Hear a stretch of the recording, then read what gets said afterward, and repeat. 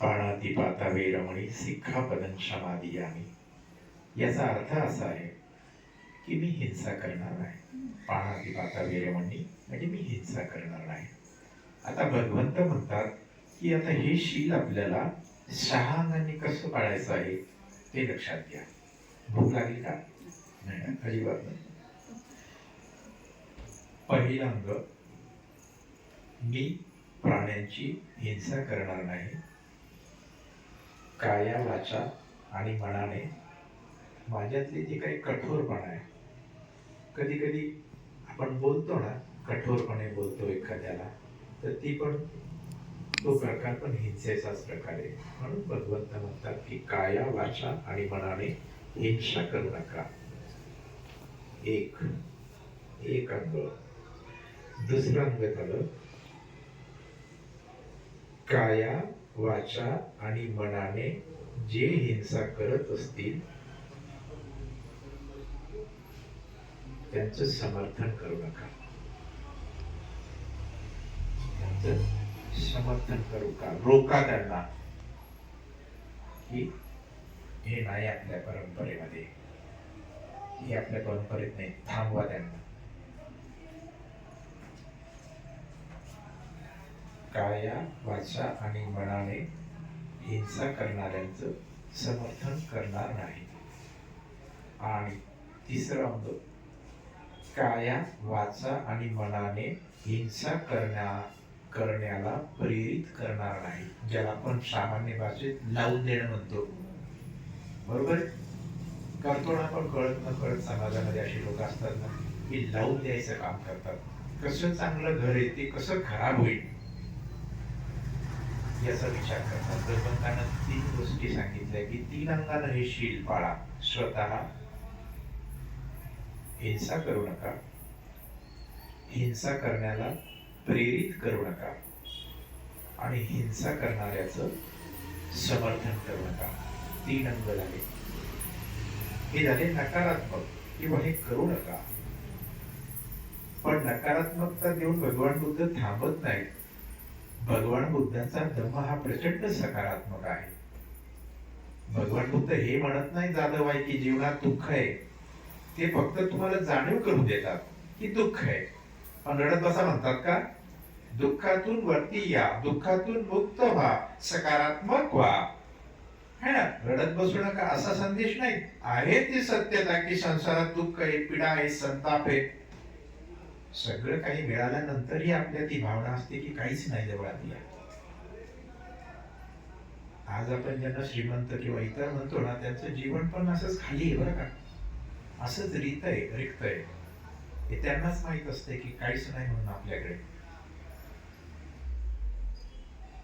भगवंतांनी सांगितलं की 4थं अंग आहे शीलाचं, ते आहे कठोरतेच्या विरोधात जे आहे ती आहे मैत्री, करुणा.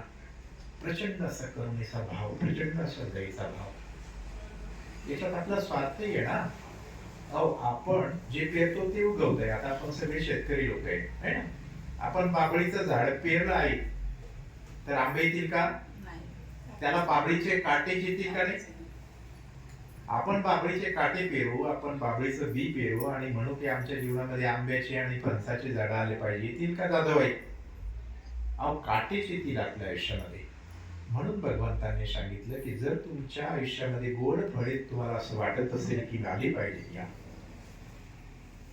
बाबळीचे काटे, त्याचं बी रोवणं बंद करा. 4थं अंग सांगितलं त्यांनी की अतीव करुणा, अतीव मैत्री, अतीव दयाभाव हा तुमच्यात असला पाहिजे. स्वतः त्याचं आचरण करा, मैत्रीचं आचरण करा. मैत्री फाउंडेशन आहे.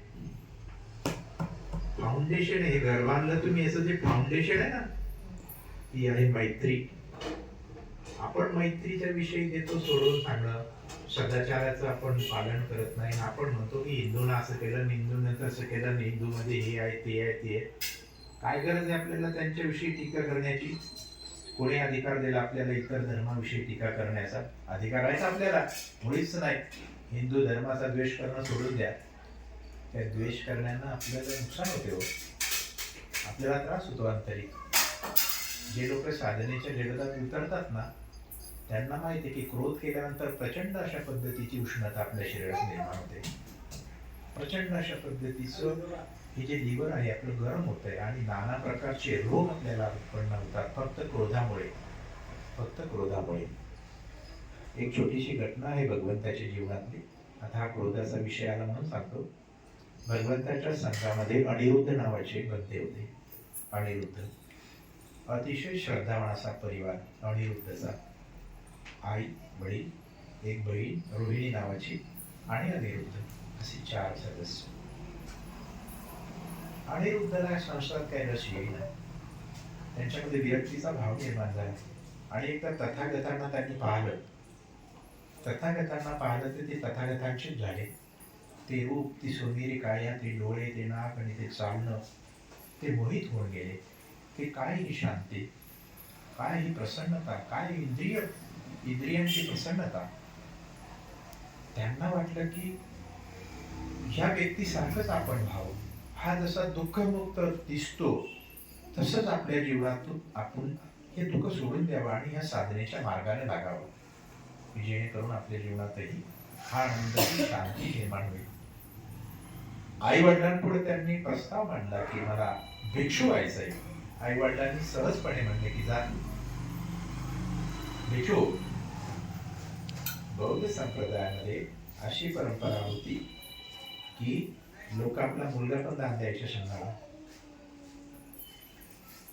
आपला मुलगा पण संघाला दान द्यायचे. झाले, अनिरुद्ध बंतेही झाले, संघात सामील झाले, साधना करू लागले आणि अर्हत पदाला पोहोचले. एकदा असं झालं की तथागत या अनिरुद्धच्याच गावामध्ये त्यांचा वर्षावास होता. यांच्याच गावामध्ये जेव्हा जेव्हा तथागत त्या गावावरून जात त्यावेळेस संपूर्ण गाव तथागताच्या स्वागतासाठी, दर्शनासाठी येत असे. त्यामध्ये ही रोहिणी अनिरुद्धीची बहीणही जायची. अतिशय रूपवान, सौंदर्यवान अशा पद्धतीची ही रोहिणी होती. एक दिवस तथागत वर्षावासाच्या निमित्ताने त्या गावात गेले. संपूर्ण गाव तथागताचं दर्शन घेऊन गेलं, पण रोहिणी आली नाही. भगवंताची निस्सीम अशी भक्त असणारी रोहिणी आली का नाही, भगवंताला पण प्रश्न पडला की सगळं गाव येऊन गेला, आज आठवडा उलटला, पण रोहिणी आली नाही. भगवंताने अनिरुद्धला बोलवलं की अनिरुद्ध, सगळं गाव येऊन गेलं, रोहिणी आली नाही, काय प्रॉब्लेम आहे, काय समस्या आहे, जरा जाऊन बघा. अनिरुद्ध गेले, घरी गेले. घरी गेल्यानंतर बाहेरूनच आवाज दिला, रोहिणी, रोहिणी असा आवाज दिला. तर रोहिणी आली, पण असं तोंड झाकून आली भावाकडे. ती म्हणे, काय दादा? अरे म्हणे, भगवंत आपल्या सीमेवर आलेले आहेत, आपल्या गावामध्ये त्यांचा वर्षावास होणार आहे, सगळं गाव दर्शन करून गेलं, तू आली नाही रोहिणी, काय? म्हणे, भगवंतांना हे तोंड दाखवण्याच्या लायकीचं राहिलं नाही. म्हणे, झालं तरी काय? म्हणजे संपूर्ण अंगावर पांढरे डाग निर्माण झाले. पांढरे डाग निर्माण झाले. हा कोणता रोग आहे माझ्या काही लक्षात येत नाही. संपूर्ण शरीरातून दुर्गंध येते. हे तोंड, हे शरीर, लोक तोंड फिरवून जातात. ते भगवंतांना हे तोंड दाखवण्याच्या लायकीचं राहिलेलं नाही. भगवंताकडे जाऊन अनिरुद्धनं सांगितलं की रोहिणीला अशी अशी समस्या निर्माण झाली, तिच्या सगळ्या शरीरावर फोड झाला. भगवंतांनी निरोप पाठवला की रोहिणीला सांग की भगवंती इथं आलेले आहेत, भगवंताचा वर्षावास 3 महिने या ठिकाणी होणार आहे. त्या रोगाची तू चिंता सोड, त्या आजाराची तू चिंता सोड आणि भिक्षूंना राहण्यासाठी वर्षावासात 3 महिने त्यांची काहीतरी सोय कर. हा आदेश भगवंताने रोहिणीला दिला. रोहिणी आपलं सगळं दुःख विसरून, सगळं आजार विसरून भिक्षूंसाठी कुट्या बांधण्यासाठी आणि भगवंतासाठी विहार, गंधकुटी बांधण्याच्या कामामध्ये लागली. होतं नव्हतं ते सगळं विकून टाकलं. प्रसंगी कर्ज काढून भगवंतासाठी छानपैकी विहार आणि भिक्षूंसाठी सोय केली. या कामामध्ये ती स्वतःला इतकी विसरली. एखादा रोग झाला ना आपल्याला, तर काय करतो माहितीये का, आपण रोग कसा वाढवतो, सतत त्या रोगाचं चिंतन आपण करतो, सतत त्या आजाराचं चिंतन आपण करतो. त्या आजाराच्या चिंतनामुळेच एखादा आजार आपल्याला छोटा असला ना, जाधवाई, निकमाई, तर तो काय करतो आपण मोठा. कारण सतत आपण जसा विचार करतो तसं आपण घडत जातो. रोगाचा विचार केला तर अधिक रोगी होतो, स्वास्थ्याचा विचार केला तर अधिक स्वस्थ होतो, लोकांच्या कल्याणाचा विचार केला तर लोकांचं कल्याण नंतर होतं, पहिले आपलेच कल्याण व्हायला सुरुवात होते. जसा आपण विचार करतो तसं घडत जातो. 50% रोग रोहिणीचा दूर झाला, कारण ती स्वतःला विचार विसरली आणि तिचं चित्त सदैव तथागतावर होतं. आपलं चित्त जिथं असतंय ना मातांनो भगिनींनो, त्या ठिकाणाहून आपण ऊर्जा ग्रहण करतो. कारण आपण फक्त शरीर नाही, तर या शरीराच्या आतमध्ये आपण ऊर्जा आहोत, आपण चित्त आहोत. चित्त आहोत, शरीर आणि चित्त, नाम आणि रूप असा शब्दप्रयोग आपल्याला बौद्ध साहित्यामध्ये. नाम आणि रूप, नाम म्हणजे चित्त आणि रूप म्हणजे आकार. या नाम आणि रूपाच्या संयोगानं आपण बनलेलो आहोत. आपण फक्त शरीर नाही, मन, चित्त, जिथे आपली हे होईल, काय आपलं चित्त जिथे जाईल त्या ठिकाणाहून आपण ऊर्जा ग्रहण करतो. म्हणून वाईट लोकांमध्ये चित्त घालणं सोडून द्या. आपलं लय चित्त असतंय दुसऱ्यामध्ये. आपलं वाईट लोकांत चित्त असतंय. आपल्याला पाहिजे सुगंधन, आपलं नाक गटारात. आपलं नाक आपण कुठे खुपसून ठेवतो, गटारात. त्यांच्या चित्त घालू नका. सदैव चित्त सकारात्मक कसं राहील, सदैव चित्त तथागतावर, त्याच्या धर्मावरती, त्या विनयावरती ठेवा. 50% बाई बरी झाली. पूर्ण करून चाव्या घेऊन रोहिणी आली. तथागत बसलेले होते. रोहिणीला पाहिलं आणि भगवंतांनी सांगितलं की रोहिणी ये इकडे. ती हात जोडून आली. तू आली नाही अगोदर? हो म्हणे, हे थोडं अंगावरती हे सगळं कोडाचे डाग झाले होते तथागत, हे चेहरा तुम्हाला दाखवण्याच्या लायकीचा नव्हता म्हणून नाही येऊ शकले. बर म्हणे, बर हे रोग तुला झाला, ठीक आहे, एवढा रोग तू पाहते, पण आता ह्या रोगाचं काय कारण असेल बरं रोहिणी? कुठल्याही गोष्टीला कारण असल्याशिवाय त्याचा परिणाम होतो का? एखादी दुधाचं दही झालं तर त्याला कारण आहे की नाही? काही आपण विरजण टाकलं त्याच्यामध्ये आणि मग ते काय, त्याचं ते बॅक्टेरियानं त्याचं ते केलं. म्हणजे काही ना काही कारण एखाद्या गोष्टीला असतंच, भले आपल्याला ते माहीत असो की नसो. भगवंतानं सांगितलं की हा कोट तुला फुटला रोहिणी, पण याचं कारण काय तुला माहित आहे का? ती हात जोडून म्हणते, नाही भगवंत, हे मला माहित नाही. भगवंतांनी सांगितलं की रोहिणी, अति क्रोधाचा हा परिणाम आहे, अति क्रोधाचा हा परिणाम आहे. अति क्रोध करणाऱ्या लोकांचा चेहरा तुम्ही बघा, त्यांचे डोळे बघा, विकृत झालेले असतात. आणि भगवंत किंवा भगवंताच्या सांगण्यानुसार जे धर्माचरण करणारे लोक आहेत, त्यांचा चेहरा, त्यांचे डोळे, त्यांचं सगळं व्यक्तिमत्व असं सौम्य, सॉफ्ट असतंय. आणि क्रोधी माणसांचं, आणि जेवढे रोग क्रोधी लोकांना होतात तेवढे रोग नॉर्मल असणाऱ्या माणसाला होत नाही. क्रोधाचा तो परिणाम आहे की तुमच्या शरीरामध्ये रोगाची निर्मिती क्रोध करतो. हो म्हणे भगवंत, बरोबर आहे, मला क्रोध येत होता. बरं, तुला क्रोध कशाचा येत होता रोहिणी माहित आहे का तुला? ती म्हणते, नाही भगवंत, तुझ्यात असणाऱ्या अहंकाराचा. आपला अहंकार कुठे दुखला की आपल्याला क्रोध येतो. सगळं माझ्या मनासारखंच झालं पाहिजे, माझ्या मनाच्या विरोधात घटना घडली की आपल्याला क्रोध आला. सगळ्याच्याच बाबतीत होते, आमच्याही. हे तत्व जे आहे की नाही, असं नका समजू की भरतेजी मला तर नाही पडत बा. अनेकदा असं वाटतंय लोकांना, पण तसं नाही. ते आमच्या जीवनालाही ते लागू आहे. अति क्रोधाचा परिणाम विकृतीमध्ये आणि आजारात होतो. आणि क्रोध येतो आपल्या मनाप्रमाणे गोष्टी नाही झाल्या तर. मीच कमावतो, मीच चालवतो, हे जो मी असतो मी असतो मी असतो, तर याच्यामुळे काय होतं की आपला अहंकार जो आहे तो जास्त मजबूत होतो. आणि अहंकारावर ज्यावेळेस आपल्या आघात होतो, आपल्या मनाप्रमाण होत नाही, तर आपल्याला क्रोध येतो आणि मग अनेक समस्या आपल्या जीवनामध्ये निर्माण होतात. म्हणून भगवंतांनी सांगितलं की अहंकार करू नका, करुणा करा. अहंकाराच्या मिटवायला मागे त्याच्या लागू नका. पण अहंकाराचा जो शत्रू आहे, अहंकार कशामुळे मिटतो? दयेमुळे, करुणेमुळे, दानामुळे, आलं का लक्षात? आणि मैत्रीमुळे. म्हणून तुमचं मैत्रीयुक्त चित्त असलं पाहिजे. जोपर्यंत तुमचं मैत्रीयुक्त चित्त होणार नाही, करुणाचं चित्त होणार नाही, तोपर्यंत तुमचं बोधिचित्त होणार नाही. धम्म आचरण करत करत करत करत बोधिचित्ताची निर्मिती होते. आणि पुढे भगवंतांनी सांगितलं की एकदा तुमच्या जीवनामध्ये बोधिचित्ताची निर्मिती झाली तर मग तुम्ही निर्वाणापर्यंत जाऊ शकता.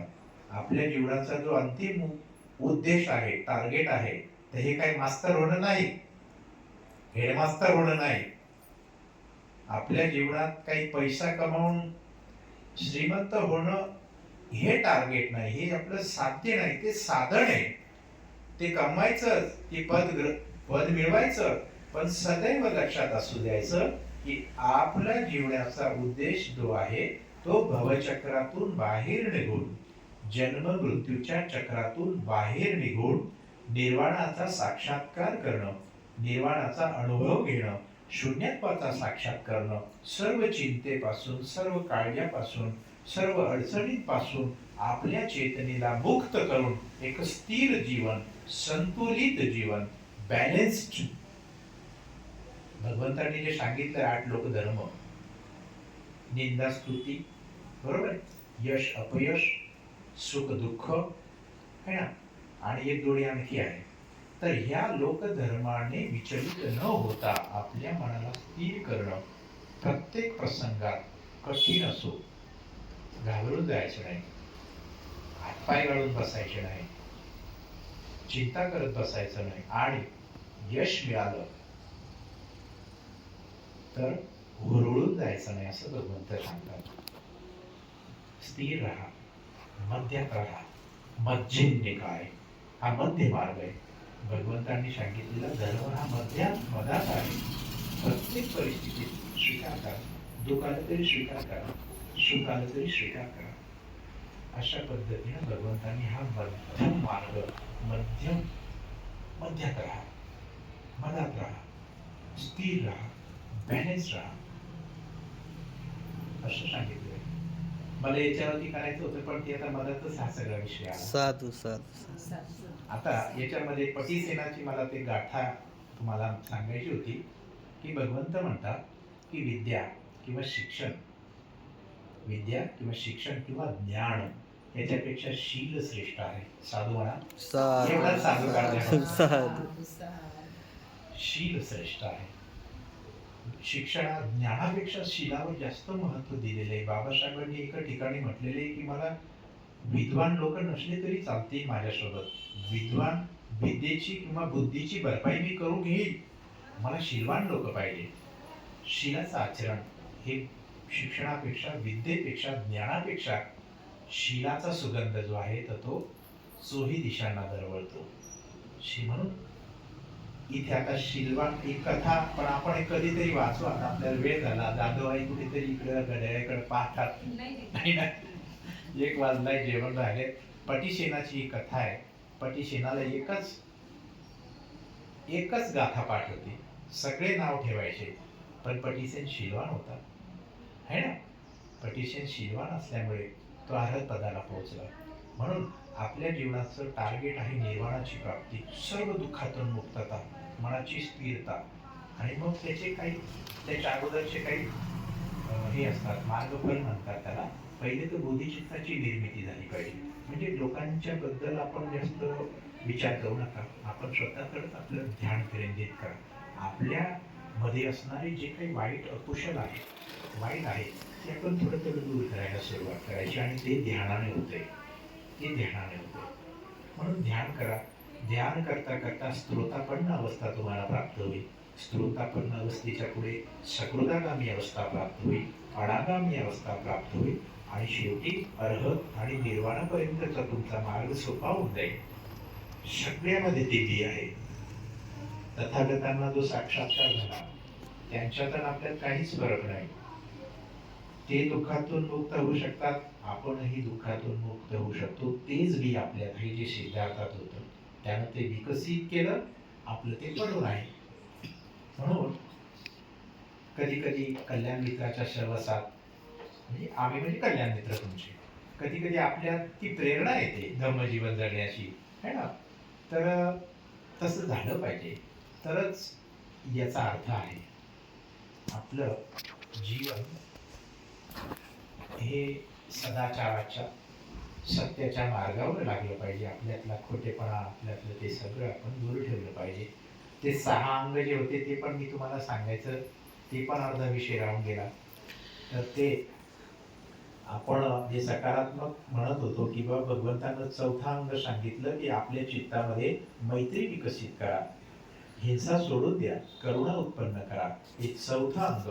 5वं अंग सांगितलं की लोकांना मैत्रीच्या मार्गाला लावा, मैत्रीच्या मार्गाला लावा, त्यांना प्रेरित करा, सदाचाराच्या मार्गाला, धर्माच्या मार्गाला, नीतीच्या मार्गाला त्यांना लावा. हे 5वं अंग.